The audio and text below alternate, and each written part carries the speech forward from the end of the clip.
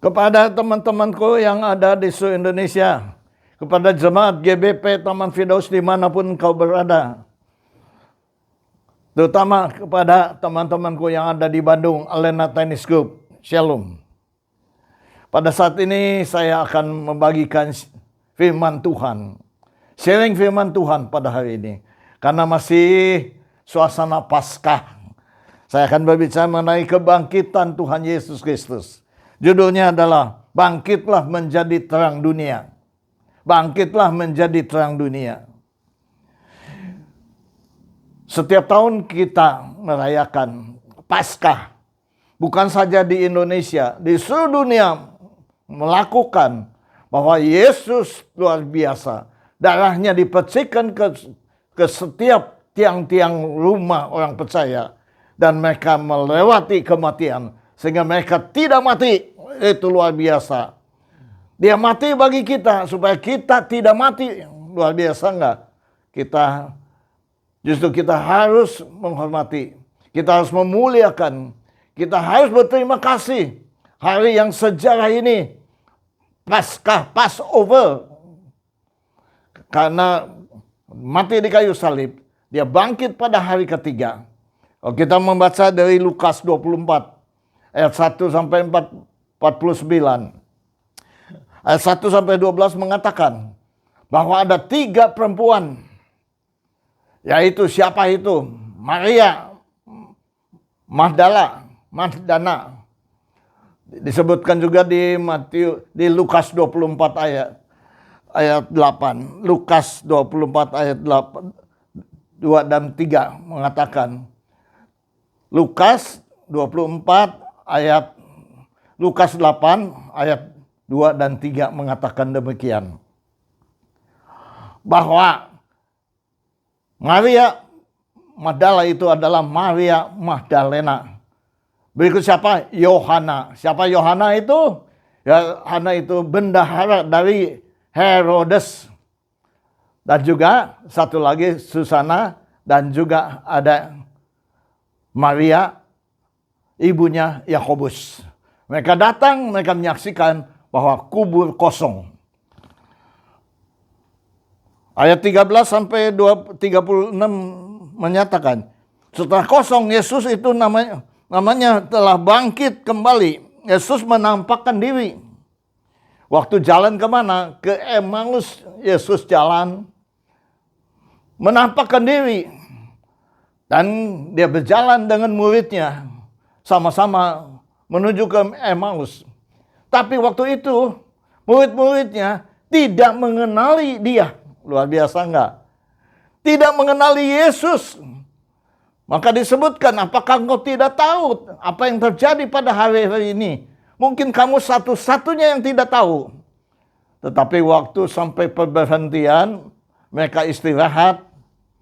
Ternyata waktu Yesus mengangkat roti untuk perjamuan dan dia mengenali bahwa dia adalah Yesus.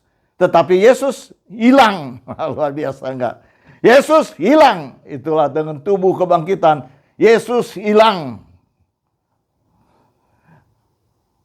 Ada orang mengatakan bahwa Yesus kuburnya kosong karena dicuri oleh orang-orang, oleh murid-muridnya. Karena imam-imam ahli-ahli Taurat mengatakan kepada perwira-perwira, kalau ditanya bahwa Yesus itu dicuri bangkainya atau mayatnya, sehingga tidak ada. Jadi mulailah orang-orang mulai tanda tanya, yang mana yang benar? Tapi di 1 Korintus 15:20 mengatakan, yang benar adalah bahwa Yesus adalah Tuhan dan ia bangkit. Yang benar adalah bangkit. Kita jadi bingung. Apakah firman Tuhan itu benar? Kalau dia tidak bangkit, percuma kita beribadah sampai hari ini. Percuma kita percaya kepada Tuhan bahwa dia membebaskan kita dari dosa. Percuma saja bahwa kita percaya bahwa kalau kita mengikuti Tuhan, percaya kepada Tuhan, dan mentaati firman Tuhan, dan kita akan masuk ke surga. Percuma saja kalau dia tidak bangkit. Tapi kita akan mengecek sebenarnya itu bagaimana, fakta sejarah itu bagaimana, apakah firman Tuhan yang benar atau tidak. Fakta sejarah kita akan melihat Alkitab adalah buku terlaris sepanjang masa, saudara. Terlaris sepanjang masa adalah Alkitab. Itu yang mencerminkan banyak orang percaya bahwa dia itu bangkit. Kedua, Perjanjian Lama telah diterjemahkan lebih daripada 670 bahasa. Luar biasa. Saudara bisa 10 bahasa? Yesus bisa 670 bahasa karena diterjemahkan 670 bahasa. Sedangkan Perjanjian Lama baru telah diterjemahkan 1.500 bahasa, saudara.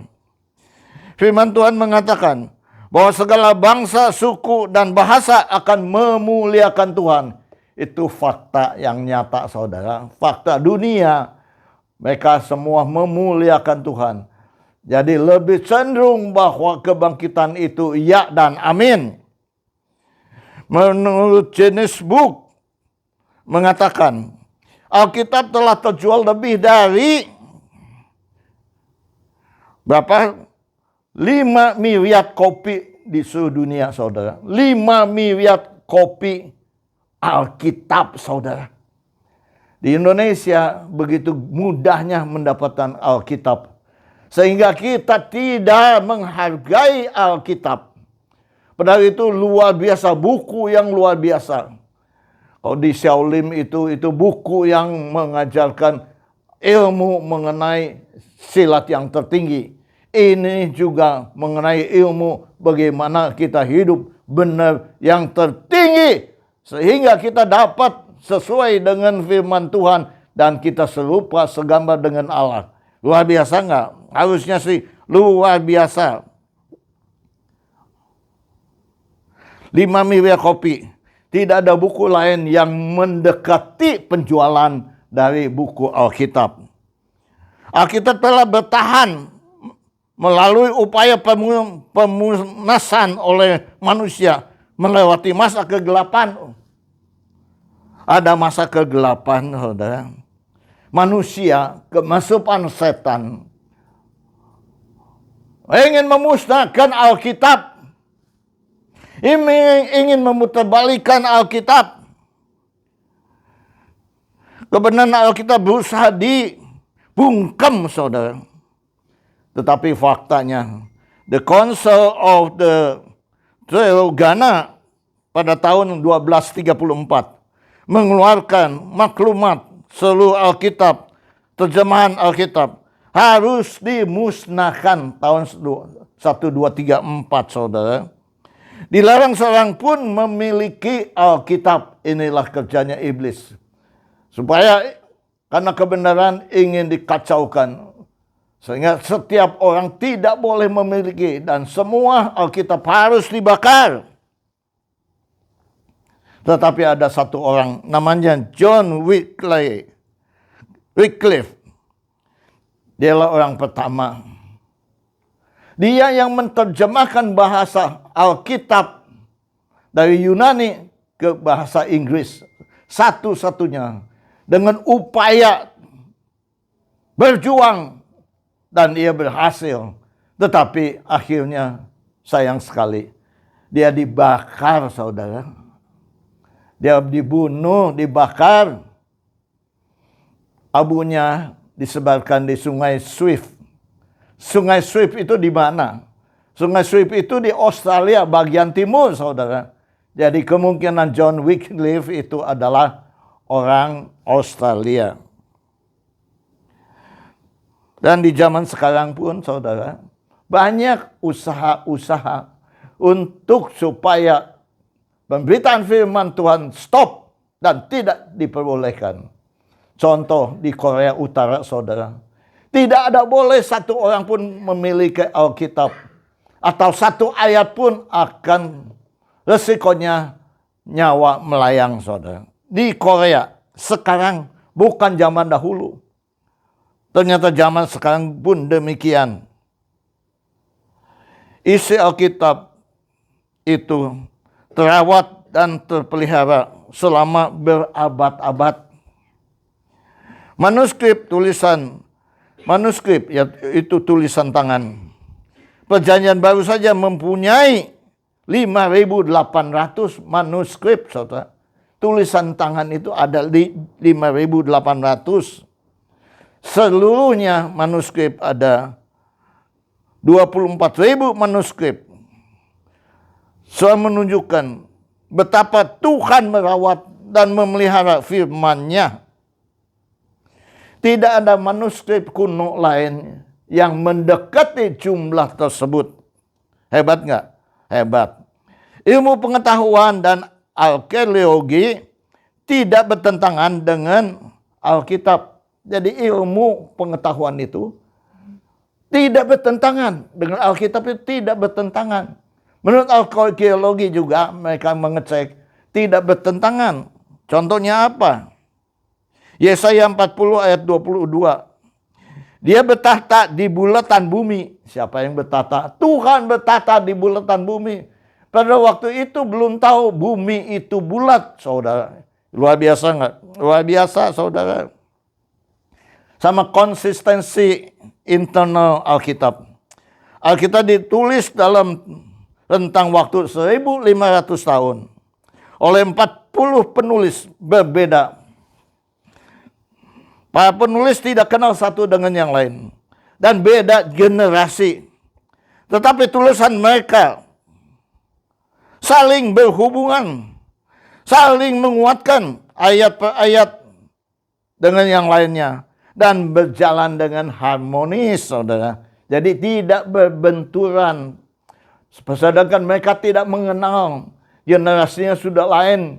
Generasi dulu, sekarang, dan yang lainnya, mereka tidak sama generasinya. Tetapi mereka menulis ayat per ayat itu saling harmoni. Seperti diatur saja. Wah, luar biasa. Konsistensi yang sempurna. Penulis yang tidak saling kenal. Tidak pernah bertemu. Dan juga beda generasi. Tetapi ada kuasa ilahi yang menggerakkan mereka. Ada kuasa ilahi yang menggerakkan mereka. Maka itu tulisan-tulisan mereka tidak berbenturan satu dengan yang lain. Seperti Petrus menyatakan bahwa tulisan mereka diilhami oleh Roh Kudus. Semua itu dipimpin oleh Roh Kudus. Seperti nubuatan. Nubuatan menurut ensiklopedia, nubuatan Alkitab tercatat 1817. Ini mencakup 27% dari isi Alkitab semuanya. Semua nubuatan akurat. Kita masih menunggu nubuatan yang belum dipenuhi. Nubuatan tentang kedatangan Mesias, yaitu Tuhan Yesus Kristus, ada 300 nubuatan.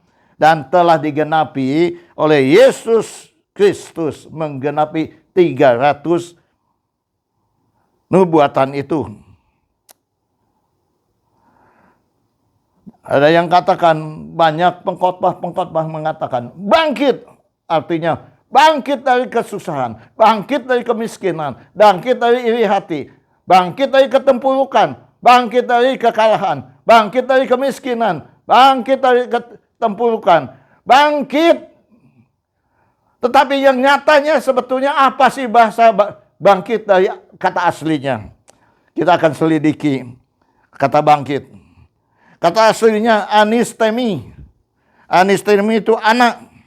Anak adalah again itu lagi. Histemi, stand, berdiri. Atau berdiri lagi. Jadi untuk berdiri kembali, bangkit dari duduk, dan bangkit dari tubuh yang sedang berbaring. Jadi mungkin bangun dari tubuh yang terbaring. Itu 3. Jadi bangun, berdiri, dan bangkit. Itulah artinya anistemi. Bangun. Apa sih yang kita bangun? Apa yang dikatakan bangun di Alkitab? Arti bangun di sini adalah seperti contoh Yusuf. Matius 1 ayat 24. Yusuf waktu itu tidur. Waktu tidurnya dia mimpi. Malaikat berbicara kepada Yusuf bahwa Maria adalah hamil karena Roh Kudus, bukan karena selingkuh. Waktu dia bangun, dia mengikuti perintahnya. Jadi bangkit untuk apa? Mengikuti perintah Tuhan dalam kehidupan kita. Perintah Tuhan itu apa? Tuhan berbicara kepada kita. Seperti Tuhan berbicara kepada Nuh. Tuhan berbicara kepada Abraham. Bangkit, saudara. Berarti mengikuti perintah Tuhan. Bangkit. Ya, bangunlah sebab keselamatan sudah dekat. Di Matius 3 ayat 2. Bangkit ini yaitu bangun. Bangun, sebelum bangkit kita bangun. Bangun itu untuk keselamatan. Karena keselamatan sudah dekat. Daripada yang kita sekarang ini, keselamatan udah lebih dekat daripada waktu kita percaya kepada Tuhan. Dan makin dekat kedatangan Tuhan. Jadi artinya, beritakanlah, bertobatlah. Kerajaan surga sudah dekat. Maka itu bangun itu untuk memberitakan bahwa kerajaan surga sudah dekat. Yesus memegang tangan mertua Petrus. Ia membangunkan dia. Lalu lenyaplah demamnya. Ia pun bangunlah dan melayaninya. Bangun untuk apa? Untuk melayaninya, saudara. Bangun untuk melayani. Jadi bangun untuk melayani. Bangun untuk mengikuti perintah Tuhan. Bangun, saudara, untuk melayani, untuk mengikuti perintah Tuhan. Dan yang ketiga adalah untuk melayani.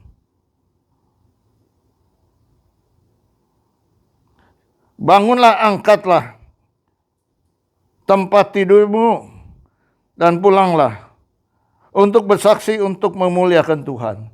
Tuhan ada satu saat membangunkan seorang yang lumpuh. Dia bilang, bangun. Apakah lebih mudah orang mengatakan dosamu diampuni? Atau bangunlah dan angkatlah tempat tidurmu dan pulanglah. Jadi bangun itu untuk pulang memberitakan, bersaksi firman Tuhan kepada orang-orang yang ada di kampung kita. Amin. Tadi kan bangun. Bangun untuk mengikuti perintah Tuhan. Bangun untuk melayani. Bangun untuk pulang memberitakan firman Tuhan, yaitu bersaksi. Sekarang saya akan berbicara mengenai berdiri. Bangun dan berdiri ada hubungan. Sebelum berdiri harus bangun dulu. Jadi ada bangun. Orang kan bangun dulu sebelum berdiri, sebelum bangkit. Jadi di sini artinya berdiri, histemi. Berdiri untuk apa? Kalau kita baca di Kisah Rasul 12 ayat 7, berdiri. Tiba-tiba berdirilah malaikat Tuhan dekat Petrus, di sebelah Petrus. Dan menggugurkan rantai-rantai yang ada di tangannya. Jadi berdiri untuk membebaskan kita dari keterikatan kita, dosa-dosa kita, saudara. Berdiri untuk membebaskan dosa dan keterikatan kita.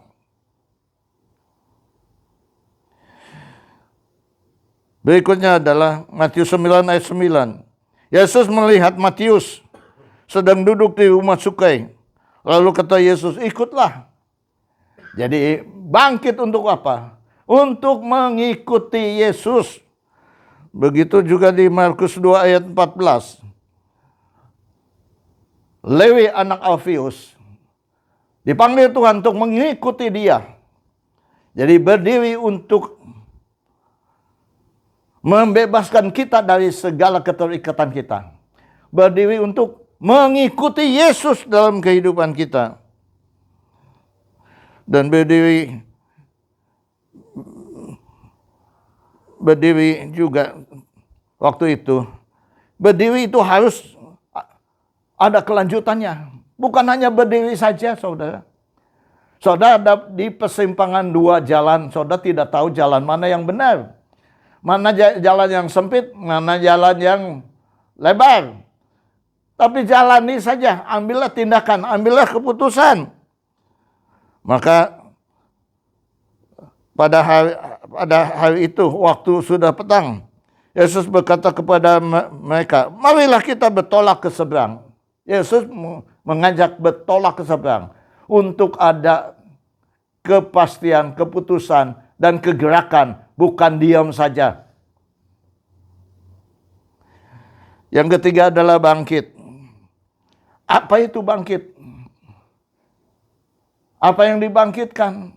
Tadi yang saya katakan, bisa aja kita berkata, memang tidak salah bahwa bangkit dari sengsara, kemiskinan, kesusahan, ketempurukan, kekalahan, kerugian, keambrukan. Bisa saja. Tapi yang sebenarnya apa sih bangkit? Sesuai dengan arti kata asalnya. Bangkit yang ke-1 adalah Yesus dibangkitkan pada hari ketiga. Bangkit adalah Yesus dibangkitkan pada hari ketiga. Matius 20 ayat 19. Kedua adalah Allah membangkitkan Yesus dengan apa? Untuk apa? Melepaskan dia dari sengsara maut. Karena tidak mungkin ia tetap berada dalam kuasa maut itu. Jadi untuk membebaskan bukan hanya sengsara maut dari siapa? Kita juga dilepaskan dari sengsara maut, bangkit. Bangkit untuk apa? Sembuhkanlah orang sakit. Matius 10 ayat 8. Bangkitkanlah orang mati. Tahirkan orang kusta. Usirlah setan-setan. Itu bangkit kita untuk apa? Untuk kita punya kuasa. Untuk menyembuhkan orang sakit. Untuk membangkitkan orang mati. Untuk mentahirkan orang kusta. Dan untuk mengusir setan-setan. Kuasa itu ada di dalam diri kita sendiri. Ada di dalam kuasa Tuhan. Tapi Tuhan juga memberikan kuasa kepada kita. Jadi kita, tugas kita bangkit adalah untuk menyembuhkan, untuk mengusir setan. Untuk mentahirkan orang kusta. Dan juga keempat adalah Matius 11 ayat 5. Orang buta melihat. Orang lumpuh berjalan. Orang kusta menjadi tahir. Orang tuli mendengar. Orang mati dibangkitkan. Dan kepada orang miskin, saudara, diberitakan kabar baik. Kepada orang miskin. Miskin rohani yang membutuhkan pertolongan Tuhan. Yang merasakan hidupnya perlu pertolongan Tuhan. Walaupun dia kaya, dia miskin di dalam rohaninya. Dia butuh bantuan. Inilah orang miskin. Beritakanlah kepada orang miskin. Apa itu? Yaitu berita kabar baik. Seperti orang kaya datang kepada Yesus. Segala sudah aku lakukan. Apalagi yang aku harus lakukan. Juallah seluruh harta dan ikutlah aku. Dia tidak bisa. Dia tersangkut, terkait dengan kekayaannya, keberatan dengan kekayaannya, sehingga dia tidak mengikuti Yesus karena dia keberatan dengan kekayaannya. Yang kelima, Kisah Rasul 3 ayat 15. Demikianlah yang memimpin kepada hidup. Siapa yang memimpin kepada hidup? Yesus Kristus memimpin kepada hidup. Telah kamu bunuh, tetapi Allah lah membangkitkan dia dari antara yang mati. Dan tentang hal itu, kamu adalah saksinya. Kita adalah saksi untuk memberitakan kebenaran ini. Bahwa Yesus mati di kayu salib untuk kita semua. Untuk memikul dosa-dosa kita. Yang mati di kayu salib adalah orang yang terkutuk. Orang yang baik, orang yang benar menjadi terkutuk karena dosa-dosa kita dipikulnya. Dosa-dosa orang seisi dunia dari segala bangsa, segala suku dipikulnya di kayu salib. Sehingga dia menjadi terkutuk, saudara. Supaya kita tidak terkutuk. Supaya kita bebas dari dosa. Luar biasa.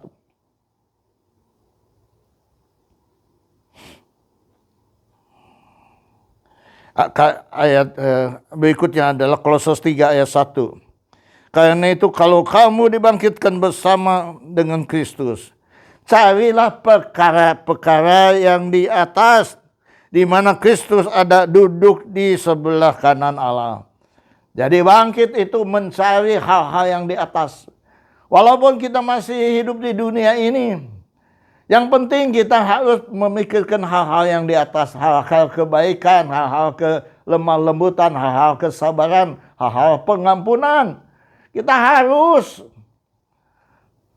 sehingga mereka melihat kebaikan kita, mereka memuliakan Allah yang di surga. Selanjutnya adalah Roma 15 ayat 12. Dan selanjutnya kata Yesaya, Taruk dari pangkal Isai akan terbit, dan ia akan dibangkitkan untuk memerintah bangsa-bangsa, akan menaruh pengharapan kepadanya. Siapa Taruk Isai? Yaitu Yesus Kristus yang akan memerintah bangsa-bangsa. Ya, bangkit artinya muncul, terbit. Nah, luar biasa kan? Artinya muncullah. Tapi bukan muncul Yesus Kristus saja. Tetapi nabi-nabi palsu juga muncul, saudara. Dari Matius 24 ayat 11 mengatakan, banyak nabi palsu akan muncul dan menyesatkan banyak orang. Jadi munculnya dari Yesus Kristus untuk mengalahkan dunia, muncul juga nabi-nabi palsu untuk menyesatkan manusia. Ayat ke-9. Yohanes 6 ayat 39. Dan inilah kehendak dia. Nah, ini bangkit yang kehendak dia. Yang telah mengutus aku. Yaitu supaya dari semua yang diberikannya kepadaku, jangan ada yang hilang. Tetapi supaya aku bangkitkan pada akhir zaman. Inilah. Siapa yang percaya waktu Yesus Kristus menginjil, siapa yang percaya kepada Tuhan, supaya mereka itu tidak ada satu yang hilang, saudara. Hebat nggak Pak? Domba satu yang hilang pun dicari 99 yang ditinggalkan. Begitu harganya manusia. Begitu harganya kita di hadapan Tuhan. Maka kita juga harus menghormati dia, harus memuliakan dia di dalam kehidupan kita. Karena dia akan membangkitkan kita pada akhir zaman. Ayat 10-nya. Yohanes 6 ayat 10-nya. Sebab inilah Bapakku, yaitu supaya setiap orang yang melihat anak dan yang percaya kepadanya beroleh hidup yang kekal. Melihat anak dan percaya, kita beroleh hidup yang kekal dan akan dibangkitkan pada akhir zaman. Jadi konklusifnya apa? Konklusifnya adalah bahwa di dalam kehidupan kita, kita harus percaya kepada Tuhan. Satu, mengikuti perintahnya. Bangkit kita melayani. Kita harus melayani. Kita harus mengikuti Tuhan. Kita harus punya kuasa untuk menyembuhkan orang sakit, yang buta, yang mati, dibangkitkan. Itulah tugas kita. Sehingga dia akan membangkitkan kita pada akhir zaman. Itulah konklusifnya. Luar biasa enggak? Maka itu harus kita kekristenan kita. Harus ada perubahan. Perubahan di dalam kemajuan. Sekali selamat, tetap selamat. Itu tidak ada kamusnya. Kerjakanlah keselamatan itu. Jadi walaupun kita terima Yesus, kita udah dikuduskan. Kerjakanlah kudusan itu. Yang pertama, saudara harus apa? Positioning sanctification. Posisi kita. Ingat baik-baik. 1 Petrus 2 ayat 10 mengatakan kita umatnya. Yang tadi bukan umatnya jadi umatnya. Yang tadi tidak dikasihi, tetapi sekarang dia telah mengasihi. 1 Yohanes 3 ayat 1 mengatakan bahwa kita disebut anak-anak Allah. Posisi kita adalah anak-anak Allah. Jagalah posisi kita. Janganlah kita melanggar firman Tuhan karena hal-hal yang lain. Posisi kita adalah anak Allah. Bayangkan bukan anak Presiden Jokowi. Bukan anak Presiden Joe Biden. Bukan anak presiden-presiden negara-negara lain. Tapi kita memiliki. Kita jadi anak. Anak Allah yang menguasai seluruh negara-negara yang ada di bumi ini. Harus bangga, sadar saudara. Jangan melakukan hal-hal yang sepele yang menjatuhkan engkau dalam kehidupanmu. Karena dia yang luar biasa ada di dalam diri kita. Cobalah kita posisikan kita. Majulah di dalam pengudusan. Sehingga kita sempurna. Yang kedua adalah conditioning sanctification. Kondisi kita. Gaya hidup kita. Roma 12 ayat 2 mengatakan. Kita diperbaharui budi kita supaya kita mengetahui. Mana yang baik. Mana yang berkenan kepada Tuhan dan yang sempurna. Kehendak Allah kita tahu. Diperbaharui sehingga kita mengenal Tuhan, mengetahui kehendak Tuhan. Luar biasa saudara. Maka itu harus diperbaharui dalam kehidupan kita, diperbaharui, kekudusan kita diperbaharui. Apakah itu udah cukup? Itu belum cukup juga, saudara. Harus apa? Selain positioning, conditioning, progresif, maju, melangkah, meningkatkan, maju di dalam pengudusan itu, maju terus Tuhan. Seperti ayat mengatakan, 2 Petrus 1 mengatakan demikian. Ayat 5-8.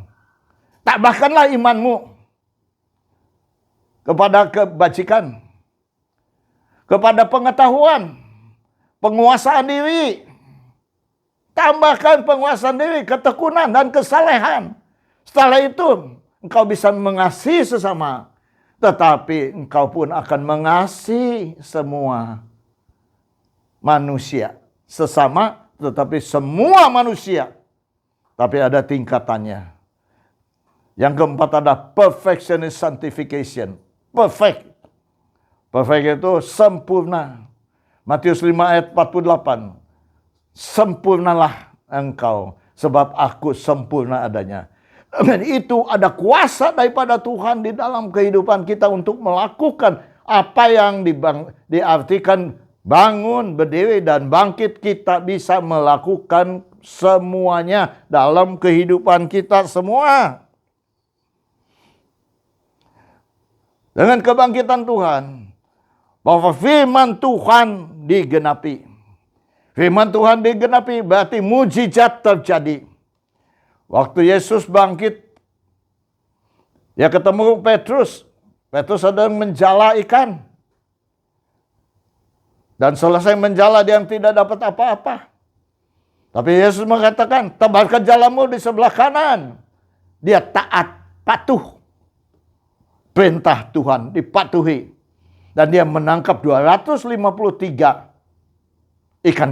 Luar biasa saudara. Maka turuti perintahnya, mengikuti Yesus, turuti perintahnya, melayani di dalam kehidupan kita. Sehingga mujizat terjadi kepada orang-orang percaya. Banyak kesaksian-kesaksian bahwa mereka berseru kepada nama Tuhan dan mereka ditolong. Itu namanya mujizat, saudara. Kesaksian yang pertama adalah ada seorang yang namanya Avalindo Kasenda, putra Manado, yang jatuh di tebing ketinggian 40 meter, jatuh, saudara. Mati enggak, Pak? Umumnya itu meninggal dunia. Tetapi dia masih hidup dan bersaksi. Luar biasa, saudara. Luar biasa. Ada seorang bapak dan istrinya orang percaya. Istrinya mengatakan, "Papa, kalau ada minta pertolongan, ingat baik-baik nama Yesus. Minta tolong kepada Yesus. Jangan kepada siapa-siapa." Di rumah sakit, dia diagnosis bahwa parah penyakitnya. Kemungkinan akan hilang nyawanya. Waktu itu dia ingat kata-kata istrinya. Dia berseru dalam hati, "Yesus, tolong aku." Yesus mendengarnya dan dia sembuh. Ingat, nyawa kita hanya begitu saja. Mudah saja dia ambil, dia berikan umur panjang. Dia begitu mudahnya bagi dia untuk mengambil dan memberi, saudara. Ada seorang yang tidak mengenal Tuhan. Orang yang kaya sekali. Namanya Angela Chow. Rumahnya 7 hektar, saudara. Luar biasa enggak? Luar biasa, saudara. Pada satu saat dia naik mobil pagi-pagi, dia mau pergi ke kantor. Naik mobil, waktu dia memaju, salah, ternyata mundur. Mundur, di belakangnya adalah danau, saudara. Dan masuk ke danau, saudara. Orang-orang mau menolong dia. Setengah jam kemudian ditolong dan dia udah meninggal dunia, saudara. Harta boleh banyak segunung harta, tetapi nyawa di tangan Tuhan. Maka itu punya kekayaan itu, ingatlah orang-orang sekitar kita. Ingatlah kata Tuhan kepada yang sengsara, kepada yang miskin. Karena kau lakukan kebaikan, itu melakukannya untuk aku, saudara. Luar biasa, saudara. Aktor terkenal, saudara, namanya Pierre. Bagaimana dia bertobat dan menerima Tuhan Yesus sebagai juru selamat satu-satunya. Dan dia berubah, saudara, 180 derajat. Waktu itu film Gerhana, dia adalah aktor yang utamanya. Dia tinggalkan, saudara.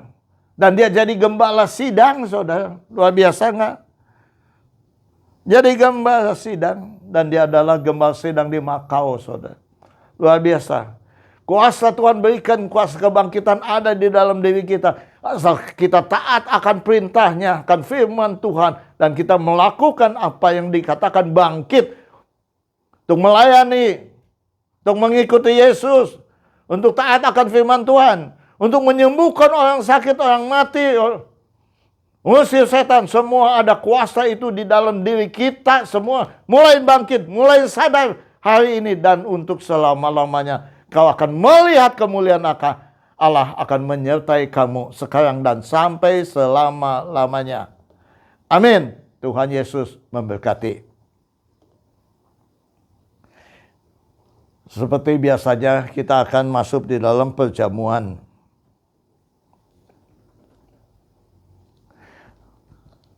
Angkatlah roti ini di kepalamu. Bapa Surgawi, Bapa yang kami kenal di dalam nama Tuhan Yesus. Pada saat ini kami akan masuk dalam persekutuan yang indah bersama-sama dengan Engkau, Tuhan. Terima kasih Tuhan untuk pengorbanan-Mu. Seharusnya kami yang harus di kayu salib. Tetapi Engkau yang mengambil alih. Kami dibenarkan, kami dikuduskan, kami diselamatkan. Siapakah kami, Tuhan?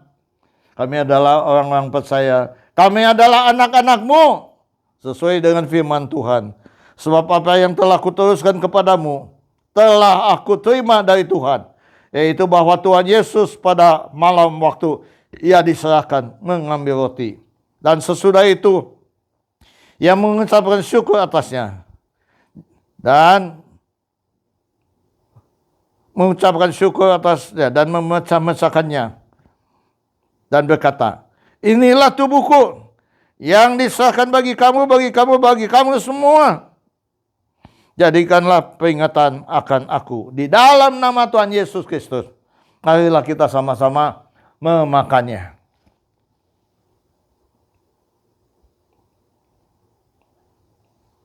Angkatlah cawan ini tinggi-tinggi.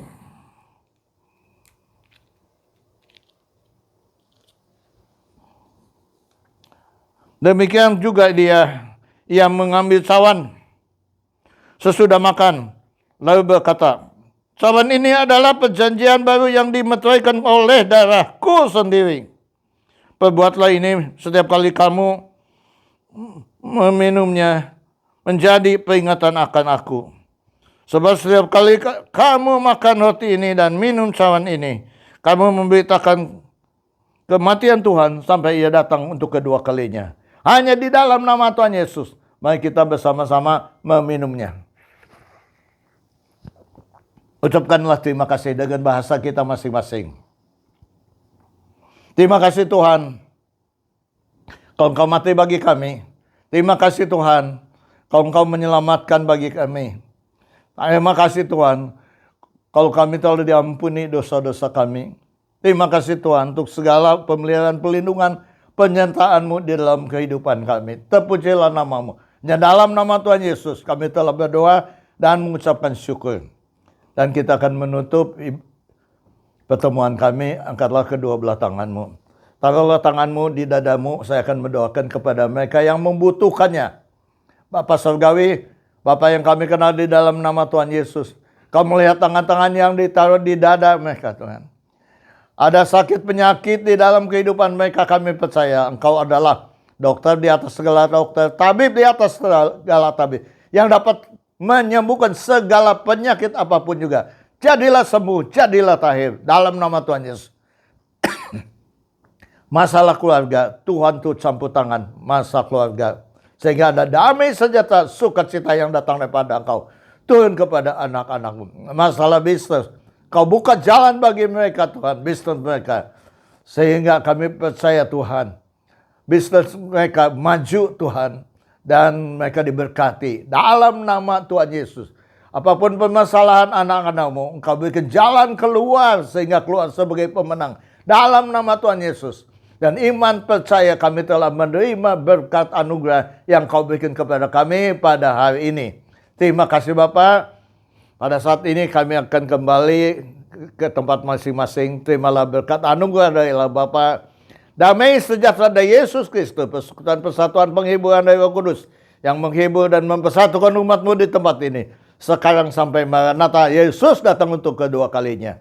Hanya dalam nama Tuhan Yesus kami telah berdoa dan mengucapkan syukur. Haleluya. Amin. Tuhan memberkati.